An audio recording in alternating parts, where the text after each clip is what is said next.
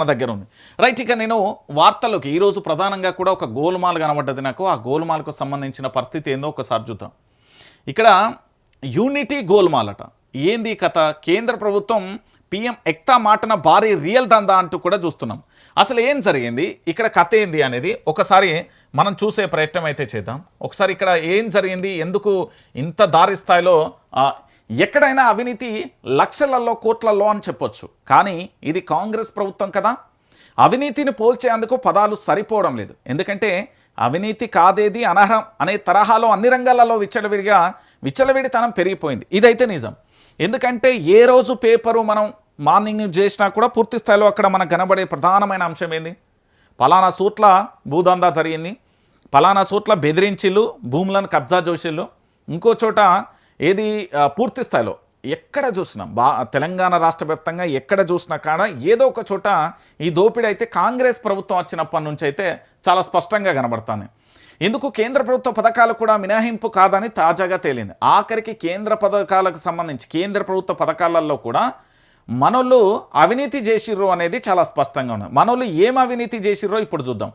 రాష్ట్రంలోని ప్రభుత్వ ప్రైవేట్ వివాదాస్పద భూములు, కబ్జాలు, వాటాలు, కమిషన్లు చాలదన్నట్టు ఇప్పుడు ఏకంగా కేంద్ర పథకాన్ని సైతం కూడా సర్కారు పెద్దలు 100 కోట్ల ఆదాయ మార్గంగా కూడా మలుసుకున్న పరిస్థితి కనబడుతుందట. ఇప్పుడు ప్రైవేటు భూములను ఖతం చేస్తున్నారు, ప్రభుత్వ భూములను కబ్జా చేస్తున్నారు. దాంతోపాటు ఎక్కడైనా ఖాళీగా కనబడితే ఏది డూప్లికేట్ ఫేక్ పేపర్లను క్రియేట్ చేసి దాన్ని కబ్జా చేసి దాన్ని సెటిల్మెంట్లు చేసుకత్తాలు.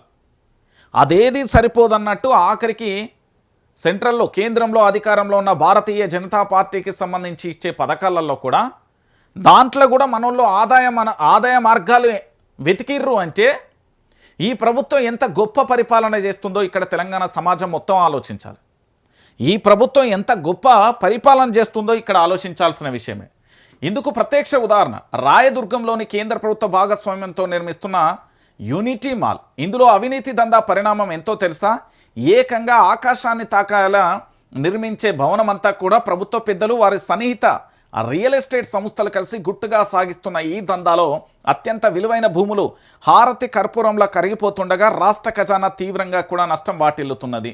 అయిపోయింది. ఇంకెక్కడ మీరు ఈ ఒక్కటే కదండి, యూనిటీ మాల్కు సంబంధించి ఏది కేంద్ర ప్రభుత్వానికి సంబంధించిన భాగస్వామ్యంతో, అంటే కేంద్ర ప్రభుత్వానికి సంబంధించిన సహకారంతో ఈ మన రాష్ట్రంలో యూనిటీ మాల్ నిర్మిస్తుంటే దీనికి సంబంధించి ఏం చేసిందంటే ఆకాశమే హద్దుగా ఏది అహర్నియల అనే కోణంతో పూర్తి స్థాయిలో ఆకాశాన్ని తాకే అద్భుతమైన బిల్డింగులు కడతారు కదా, ఆ బిల్డింగులకు సంబంధించి రియల్ ఎస్టేట్ సంస్థలు అన్నీ కలిసి, అంటే ప్రభుత్వానికి సంబంధించిన పెద్ద లెవెల్, మళ్ళీ ప్రభుత్వానికి పెద్ద లెవెల్లో రాష్ట్ర ముఖ్యమంత్రి, దాంతోపాటు మంత్రులు ఉంటారు, వాళ్ళ పార్టీకి సంబంధించిన ఎమ్మెల్యేలు ఉంటారు, లేకపోతే వాళ్ళ సన్నిహితులు ఉంటారు, వాళ్ళ సుట్టపోళ్ళు ఉంటారు, వాళ్ళ బంధువులు ఉంటారు. వీళ్ళందరూ రియల్ ఎస్టేట్కు సంబంధించి అంతా కూడా ఒక సిండికేట్ అయిపోయి పూర్తి స్థాయిలో కూడా బయటపడకుండా పూర్తిగా కూడా ఈ దందాలలో అత్యంత విలువైన భూములను పొతం పెట్టిలట. ఎక్కడ? రాయదుర్గానికి సంబంధించిన భూములు.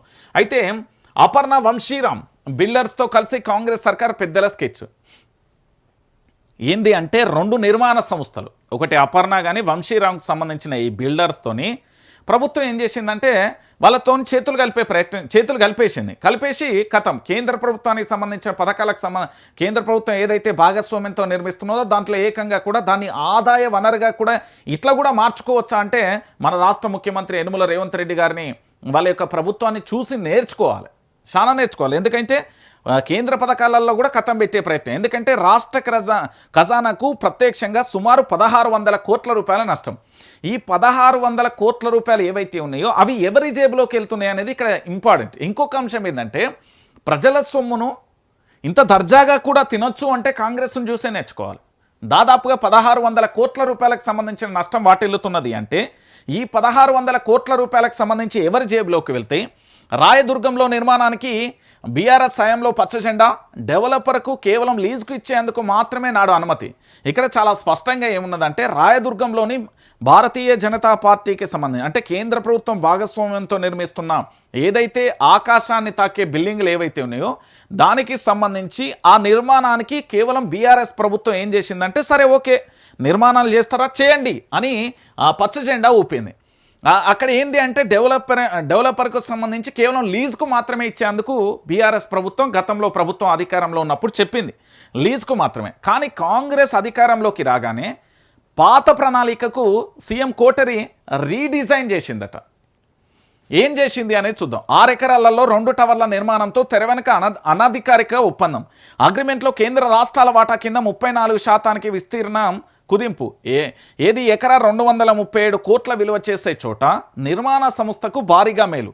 డెవలపర్ వాటా కింద 66%, అంటే దాదాపు 66%గా 17.82 లక్షల చదరపు అడుగులు డెవలపర్ వాటా అమ్ముకునేందుకు వీలుగా నిబంధనలలో తాజా మార్పులు చేసిందట. ఇక్కడ బీఆర్ఎస్ ప్రభుత్వం అధికారంలో ఉన్నప్పుడు కేవలం ఇక్కడ మీరు లీజుకు తీసుకొని మాత్రమే నిర్మాణాన్ని చేపట్టండి అంటూ ఏది బీఆర్ఎస్ ప్రభుత్వం అధికారంలో ఉన్నప్పుడు చెప్పింది. కానీ కాంగ్రెస్ ప్రభుత్వం అధికారంలోకి రాగానే వీళ్ళు రీడిజైన్ ఏం చేసిల్లంటే ఇక్కడ అగ్రిమెంట్లో కేంద్ర రాష్ట్ర వాటా కింద 34%కి విస్తీర్ణం కుదింపు చేసిల్లు. అయితే మిగిలిన 66% ఉన్నది కదా, ఈ 60 అంటే 34%కి సంబంధించి కేంద్ర రాష్ట్ర భాగస్వామ్యంతో పూర్తి స్థాయిలో కూడా ఏంది అంటే వాటాలు ఉన్నాయి కాబట్టి దాన్ని 134%కి కుదింపు చేసిల్లు. ఇక మిగిలిన 66% ఉంటుంది కదా, ఈ మిగిలిన 66% ప్రైవేటు వ్యక్తులకు అమ్ముకునేందుకు వీలున్నది. అంటే ఇక్కడ బీఆర్ఎస్ ఏమో ఆ భూములను రక్షించి పూర్తి స్థాయిలో అప్పుడు 237 కోట్లు విలువ చేసే భూములు కాబట్టి ఎకరా వాటిని కాపాడుకునేందుకు ప్రయత్నం చేసింది. కానీ వీళ్ళు ఏం చేసిల్లంటే కేంద్ర రాష్ట్ర భాగస్వామ్యం 34% కాబట్టి ఇంకా మిగిలిన 66%ని పూర్తి స్థాయిలో కూడా డెవలపర్స్ అమ్ముకునేందుకు కూడా వీలుగా నిబంధనలకు కల్పించే ప్రయత్నం చేసిల్లు. అంటే కేంద్ర రాష్ట్ర సొమ్ముతోనే ఆ నిర్మాణం జరుగుతుంది. వీళ్ళు ఏం చేసిందంటే ఆ సొమ్మును పూర్తి స్థాయిలో కూడా తగ్గించే, అంటే ఆ సొమ్ముతోనే నిర్మిస్తున్నారు. కానీ దాని చదరపుకు సంబంధించి 34%ని కుదించి మిగతా 66%ని అమ్ముకునుడు అంటే నొక్కేసే ప్రయత్నం చేస్తున్నారు అనేది ఓ వాదన కొనసాగుతుంది. మరి ఎవరి జేబులోకి వెళ్తుంది ఏం కథ అనేది మనం కూడా చూడాలి. ఎందుకు ఈ అనిశ్చిత లబ్ధి? రాయదుర్గంలో 6.13 ఎకరాలలో సీఎం ఎక్తా పథకంలో భాగంగా యూనిటీ మాల్ ప్రాజెక్టును చేపట్టారు. మొత్తం 27 లక్షల చదరపు అడుగుల నిర్మాణ విస్తీర్ణం అందుబాటులోకి రానుంది. ఇందులో ఏది ఒక 2.136 లక్షల చదరపు అడుగులను కేంద్రం తీసుకుంటుండగా 6.864 లక్షల చదరపు అడుగులు రాష్ట్ర ప్రభుత్వానికి లభించనున్నది.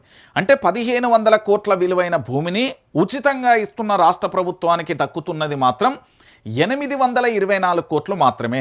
మధ్యలో డెవలపర్లు పంట పన్ను వారు ఏకంగా 18 లక్షల చదరపు అడుగులు పొందుతున్నారు. అంటే ప్రభుత్వ ఖజానాకు సంబంధించి గండి కొట్టి మరీ ప్రైవేట్కు లబ్ధి చేకూర్చేందుకు నిబంధనలు మార్చేసిల్లు. ఇక్కడ విషయం ఏంటంటే చాలా స్పష్టమండి. ఇక్కడ మనం మాట్లాడుకున్నట్టుగా 34% ఏదైతే ఉందో ఇది కేంద్ర రాష్ట్ర వాటా ఉన్నది కాబట్టి దాన్ని విస్తీర్ణ కుదింపు చేసిల్లు.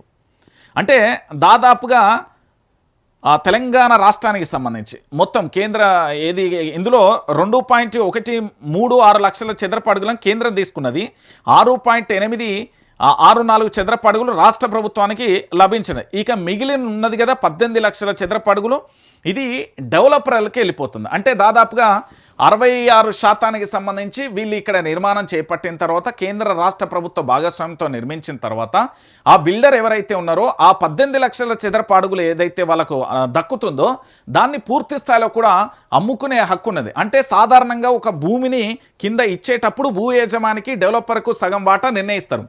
భూమి విలువ ఎక్కువగా ఉన్న చోట భూ యజమాని వాటా మరింత పెరుగుతుంది.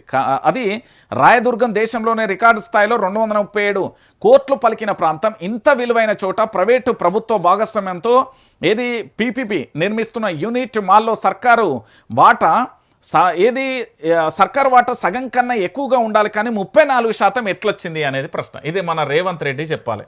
ఎందుకంటే ఒకసారి మీరు అందరూ కూడా ఆలోచించండి, ఈ పైసలు ఎవరి జేబులోకి వెళ్తున్నాయి అనేది. ఒకటి రాష్ట్ర ప్రభుత్వానికి సంబంధించి, దాంతోపాటు కేంద్ర ప్రభుత్వానికి సంబంధించి ఇద్దరి భాగస్వామ్యంతో జరుగుతుంది. ఇక్కడ కేంద్రానికి సంబంధించి పూర్తి స్థాయిలో 2.13 లక్షలపు చదరపు అడుగులు, దాంతోపాటుకి ఇక్కడ 6.84 అంటే 2136 చదరపు గడువులు, 6864 చదరపు గడువులు రాష్ట్ర వాటా. కానీ డెవలపర్కు సంబంధించి దాదాపుగా 18 లక్షల చదరపు అడుగులు ఎట్లా పోతున్నాయి. ఇంకొక విషయం ఏంటంటే ఇక్కడ మనం అందరం కూడా ఆలోచించాలి. రాష్ట్ర ప్రభుత్వానికి కేవలం 1500 కోట్ల విలువైన భూమిని ఇక్కడ ఉచితంగా రాష్ట్ర ప్రభుత్వానికి దక్కుతున్నది. ఇక్కడ 1500 కోట్లైన భూమిని ఉచితంగా రాష్ట్ర ప్రభుత్వం ఇస్తున్నది. అంటే రాష్ట్ర ప్రభుత్వానికి దాదాపుగా 1500 అంటే ఇంకా డబల్ రావాలి. కానీ రాష్ట్ర ప్రభుత్వానికి కేవలం 824 కోట్ల రూపాయలు మాత్రమే వస్తున్నాయి. మరి ఈ 18 లక్షల చదరపు అడుగులు ఉన్నాయి కదా, వీళ్లకు 1600 కోట్ల రూపాయలకు సంబంధించి వస్తున్నాయి. మరి ఇవన్నీ ఎటు పోతున్నాయి? రాష్ట్రానికి సంబంధించిన ముఖ్యమంత్రి మరి సమాధానం చెప్తారా? ఎక్కడ చూసినా అడుగడుగున అవినీతి, దోపిడీ, నచ్చిన కాడ దోసుకో, ఉన్న కాడ అమ్ముకో, మొత్తం దాసుకో అనే పరిస్థితి ఏర్పడింది. ఎంత బాధాకరమైన విషయం ఏంటంటే, ఎక్కడైనా చూడరు కేంద్ర రాష్ట్ర ప్రభుత్వానికి సంబంధించి భూమి మనది, డెవలప్మెంట్కి ఇస్తున్నాం, దాంట్లో నిర్మాణానికి కేంద్రం కొంత సాయం చేస్తున్నది. మరి మనది దాదాపుగా 66% మనకు ఉండాలి, కానీ మనకు 34%, బిల్డర్కు 66% ఉన్నది. ఇది ఎక్కడన్నా చూసి ఇలా తెలంగాణలో నా భూమి ఉన్నది భయ్, ఓ అర్ధ ఎకరమో, ఎకరమో, 2 ఎకరాలు నేను డెవలపర్కి ఇచ్చిన, ఆ భూమి వాటా ఎకరా 237 కోట్లు ఉన్నది. అంటే దాదాపుగా 60కి పైన 60% పైగా కూడా నాకు అక్కడ భూ హక్కులు, యజమాన్య హక్కులు లభిస్తాయి. వాళ్ళకి ఏదైతే ఉందో 30% వెళ్ళిపోతాయి. కానీ ఇక్కడ రివర్స్, యాజమాన్య భూమికి సంబంధించి మనదే, 1500 కోట్ల విలువైన ఈ భూమి మనదే. అంటే మన భూమి ఎక్కువ ఉన్నప్పుడు 66% వాటా మనకు ఉండాలి. రివర్స్ ఏంటంటే మనకు 34%, 66% బిల్డర్కి వెళ్ళిపోయింది. అంటే ఈ దోపిడీ ఇంత స్పష్టంగా కూడా ఇట్లా కూడా దోపిడీ చేయొచ్చా? కేంద్ర రాష్ట్ర ప్రభుత్వానికి సంబంధించిన భాగస్వామ్యంతో నిర్మిస్తున్న టవర్లు ఏవైతే ఉన్నాయో ఈ యూనిటీ మాల్కు సంబంధించి అలా ఇట్లా కూడా దోసుకోవచ్చు అనేది మన రాష్ట్ర ప్రభుత్వాన్ని చూసి నేర్చుకోవచ్చు. మీరు దోపిడీ ఎట్లా చేయాలి, అవినీతి ఎట్లా చేయాలి, కబ్జాలు ఎట్లా చేయాలంటే ఇగో వీటన్నిటిని చూసి నేర్చుకోరు. ఇది ఎక్తా పథకంలో భాగంగా యూనిటీ మాల్ అండి, మొత్తం 27 లక్షల చదరపు అడుగులు, దాంట్లో 27 లక్షల దాంట్లో 18 లక్షల చదరపు అడుగులు ఆల్రెడీ మొత్తం డెవలపర్కే వెళ్ళిపోతాయా? ఎట్లా వెళ్ళిపోతాయి నాకు అర్థం కాదు. మన భూమి మనది, మనం ఇస్తున్నాం, మొత్తం 27 లక్షలు, అందులో 18 లక్షల చదరపు అడుగులు పోయే. అంటే కేవలం ఒక 9 లక్షల చదరపు అడుగులు. మళ్ళీ ఇలా ఇంకొకటి ఏంటంటే ఇల్లు 6 లక్షలు, అటు మన రాష్ట్రానికి కేంద్రానికి 2 లక్షలు, 18 లక్షల చదరపు అడుగులు మాత్రం వాళ్ళకు పోతాయి. అంటే 66% పూర్తి స్థాయిలో వాళ్ళు దోపిడీ చేస్తారు. మనందరం కూడా చూసుకొని ఉండాలి. ఇక చెప్పుర్రు, ఇక తెలంగాణ ప్రాంత ప్రజలందరూ కూడా ఆలోచించాలి. ఈ యూనిటీ మాల్కు సంబంధించి దోపిడీ జరుగుతున్నది కేంద్ర రాష్ట్ర ప్రభుత్వాల భాగస్వామ్యంతో నిర్మిస్తున్న ఈ యూనిటీ గోల్మాల్కు సంబంధించి మరి ఏం సమాధానం చెప్తారు? ముఖ్యమంత్రి గారు ఏమన్నా సమాధానం చెప్తారా? రాష్ట్రానికి సంబంధించిన అధికారులు ఏమన్నా సమాధానం చెప్తారా? 237 కోట్లు అంటే దాదాపుగా ఇది ఒక 1600 కోట్ల రూపాయల నష్టం. ఈ 1600 కోట్ల రూపాయలు ఎవరి జేబులోకి వెళ్తున్నాయి? అరే జాగా ఖరీదే ఎకరానికి 237 కోట్లు అండి. దాదాపుగా ఇప్పుడు కట్టక ముందుకే దాని జాగా విలువ దాదాపుగా 1500 కోట్లు. దాన్ని మొత్తం టవర్లు కట్టిన తర్వాత దాని యొక్క వాల్యూ ఇంకా పెరుగుతుంది కదా. 1500 కోట్ల రూపాయలు, 1600 కోట్ల రూపాయలు ఎవరి జేబులోకి వెళ్తున్నాయి? మా ముఖ్యమంత్రి గారు సమాధానం చెప్తారా? మా మంత్రి గారు సమాధానం చెప్తారా? అధికారులు ఏమన్నా సమాధానం చెప్తారా? రాష్ట్ర ప్రజలకు సంబంధించిన ఖజానాకు సంబంధించి ఈ రేంజ్లో కూడా దోచుకోవచ్చు అని ఎట్లా ఇస్తారు? మా తెలంగాణకు సంబంధించిన భారతీయ జనతా పార్టీ నేతలందరూ కూడా నోళ్ళు తెలవాలి, దీని మీద అడగాలి. ఏంది మా భాగస్వామ్యంతో నిర్మిస్తున్న ఈ టవర్లకు సంబంధించి ఏ విధంగా ఈ అపర్ణ వంశీ బిల్డర్స్తో కలిసి కాంగ్రెస్ పెద్దలు ఇట్లా స్కెచ్ ఎట్లయితారు, ఈ భూములకు సంబంధించి కథ ఏంది అనేది నిలదీస్తేనే అప్పుడు బయటకు వస్తాయి. లేకపోతే కేల్కతం దుకాన్ బంద్. మొత్తానికి దీన్నైతే 1500 కోట్ల రూపాయలు ఎవరి జేబులోకి వెళ్తుంది? కాంగ్రెస్ పార్టీ పెద్దల జేబులోకి వెళ్తుందా, వాళ్ళ స్నేహితుల జేబులోకి వెళ్తుందా, వాళ్ళ మంత్రుల జేబులోకి వెళ్తుంది? ఎవరి జేబులోకి వెళ్తున్నాయి ఈ పైసలన్నీ? భూమి మనది, పెట్టుబడి మనది, అన్నీ మనయే. జస్ట్ ఆయన నిర్మాణం చేస్తానందుకు ఆయనకు 66% ఇస్తారట.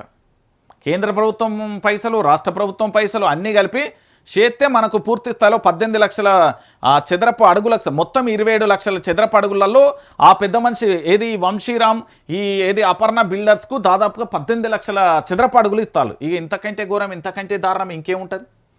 దోసుకుంటాళ్ళండి మొత్తం తెలంగాణను. ఎట్లా అంటే మన భాషలో చెప్పాలంటే పిండుకుంటాళ్ళు. మొత్తం ఆకులనానికి ఇట్లా రుద్దితే ఆకుపసరు వస్తుంది చూడు, అట్లా మొత్తం పిప్పి చేస్తారు. ఆఖరికి ఆ పిప్పిని బయటకు వదిలేస్తారు. మొత్తం దోసుకుంటున్నారు ఏడి కాడికే. దీని మీద తెలంగాణ రాష్ట్రానికి సంబంధించిన ఇంటెలిజెన్స్ రిపోర్ట్ లేదా, లేకపోతే తెలంగాణ బీజేపీ నేతలకు తెలియదా? బీఆర్ఎస్